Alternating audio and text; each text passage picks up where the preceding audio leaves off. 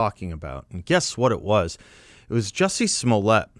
Just for fun, I thought I'd bring out this tweet from Bernie Sanders upon the news that Jussie Smollett was assaulted in a racial assault from a year ago. He tweeted as follows, this is Bernie Sanders, quote, "The racist and homophobic attack on Jussie Smollett is a horrific instance of the surging hostility toward minorities around the country. We must come together to eradicate all forms of bigotry and violence," close quote. To my knowledge and the best of my research, he never apologized or retracted that tweet. Indeed, it's still on his Twitter feed. Why waste a chance to run down America one way or other, be it cruel because it's capitalist or cruel because we're racist? Well, a year is a long time in a way, and yet not. Just 6 days ago, Smollett was indicted again for lying to police. We'll see what happens, but when people said they hoped the perpetrator of the crime was caught a year ago, I suppose this new indictment is good news on that front, though not exactly what a lot of people had in mind. Some things I said a year ago about that are worth reviving now, I think. You get culture conf on stilts, culture war on stilts, when you look at the media, when you look at race, when you look at the defining of parties in America. Of course, unless you realize winning an election or defeating Republicans is more important than your fulminations, empty fulminations about race and racism. For if you were not true to your soul about targeting minorities, you're not true to your soul about not making workplaces uncomfortable for women, you would not for a moment consider Mike Bloomberg for the nomination of the Democratic Party's presidential candidacy. Have you read or seen the latest on his statements regarding on his settlements regarding anti-female statements in his workplace, at his company? Some of the worst I've seen. Stomach-turning, really. But, that's all forgivable if you're a Democrat who can beat Republicans, as it was for Bill Clinton. The only difference is with Bloomberg, you get a double or triple whammy. You also get race-based statements, like police could Xerox young minority males, put more cops in their neighborhoods because that's where the crime is, and then, quote, throw them up against the wall and frisk them, close quote. Throw them up against the wall. I say triple whammy when I should have probably said quadruple, because you get anti-feminist, anti-black, that's two. Now, what of the left's disdain for billionaires? Oh, and also old white males. It must truly hurt to swallow all your prejudices or false nostrums simply to win an election. But I'll tell you, even if they do go with Mike, I don't think he wins. I strongly think he loses. But let's go back to race and the culture comp for a bit if we can. Up until a year ago, I had never even heard of Empire or Jussie Smollett. Now we all know of it and them. And we all pretty much know how much of the media and entertainment and political leadership jumped all over it because they all salivate at the opportunity to show an America that is racist. Even better if the racist wears a MAGA hat. As Ben Shapiro summarized it at the time, there were the Democratic politicians. Speaker of the House Nancy Pelosi tweeted, quote, "The racist, homophobic attack on Smollett is an affront to our humanity," close quote. Senator Cory Booker, who was running for president, called the Smollett incident a, quote, "modern-day lynching," close quote. Democratic Congresswoman Alexandria Ocasio-Cortez slammed anyone willing to question Smollett's account, stating, quote, "The attack was not possibly homophobic, it was racist and homophobic," close quote. And of course, Bernie, as I mentioned, and there was Kamala Harris and others. Two representative egregious statements were, quote, "The brutal attack on him in Chicago appears to be yet another example, not just of further moral decay, but of the brand of terrorism that still doesn't seem to spark enough response by Americans," close quote. That was the Rolling Stone magazine. CNN's Brooke Baldwin simply stated, quote, "This is America in 2019," close quote. Why did so many on the political left buy into the obviously incredible and uncredible story from the moment that it broke?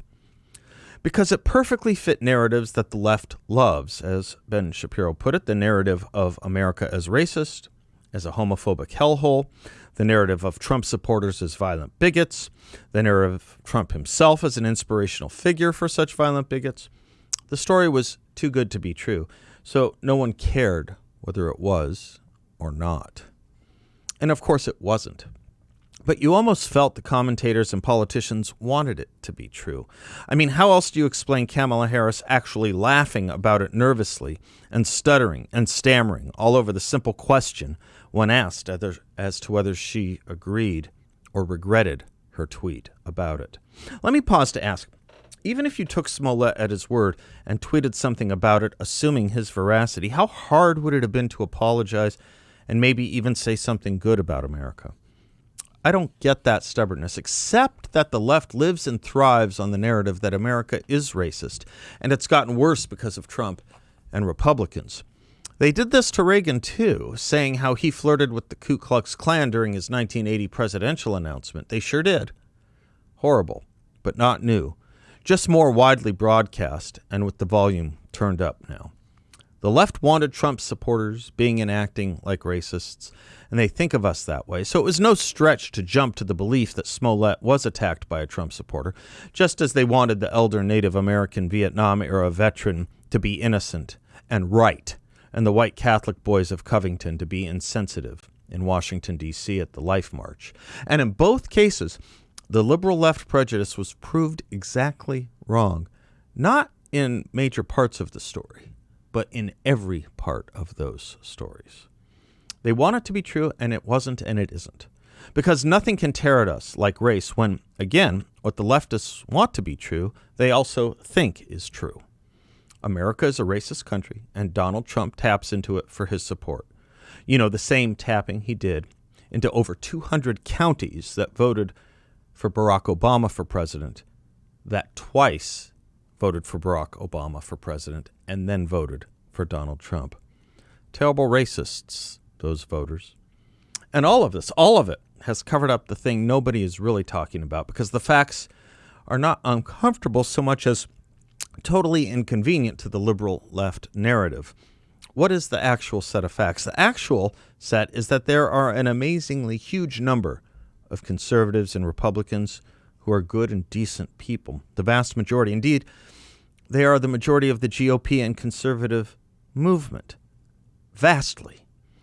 This, the left and liberals cannot allow. The truth is, this is an amazingly wonderful country, the best in the world, offering more to more people here and abroad than any other country in the history of the world. This, the left and liberals cannot allow. So they water and nurture and blow up anomalies to make them stand for general principles and convince as many people as possible of a new narrative, namely, America is a wrongdoing country that requires a radical transformation, and the GOP and conservatives are vile, retrograde, dumb racists. I'll tell you what's frightening. Too many people accept these false narratives. The left has done such a good job that too many people believe it and don't challenge it. As Peter Kirsanow of the U.S. Commission on Civil Rights has put it, the progressive media narrative is that hate crimes not only abound in America, but are increasing with a purported upswing in racism and white supremacy in the era of Donald Trump. Perpetuating that narrative, politicians from Kamala Harris to Joe Biden to Cory Booker to Nancy Pelosi to Bernie Sanders, they immediately denounced the alleged racist and homophobic attacks on actor Jussie Smollett because they had to, and I suppose thought that they needed to. News anchors lamented that such things seemed commonplace then and now. Proliferating gangs of racists were and are running rampant through the land, they wanted us to believe. But facts confound those narratives. FBI statistics for 2018, the most recent available, showed that there were about 1.2 million violent crimes in the United States that year. A total of about 8,000 crimes were designated as hate crimes, whether violent or nonviolent. Despite media flogging, there's little credible evidence of an appreciable increase in hate crimes in America. In 2017, nearly 90% of reporting police departments registered 0 hate crimes in their respective jurisdictions. Another fact that frustrates progressives' hate crimes narrative is that MAGA hat-wearing white males aren't disproportionate perpetrators of hate crimes. Not even close. The most recent data show that blacks are more likely to commit hate crimes than whites, and not by a margin of 5% or 10%, not even by as much as 25%. Blacks are approximately 200% more likely to commit hate crimes than whites. And this, more than anything, is what sticks in the craw of the left. America is fundamentally a good place, lived in by a fundamentally good people. That is why they actually hate the notion that we can be a great nation. They think we are not, and that we never were. We know better, and we want better. So you tell me what wins, facts or falsehoods? Running America down or running it up? I'm pretty sure Reagan and now Trump had and now have it right. I'm Seth Leibsohn, 602-508-0960. We'll be right back.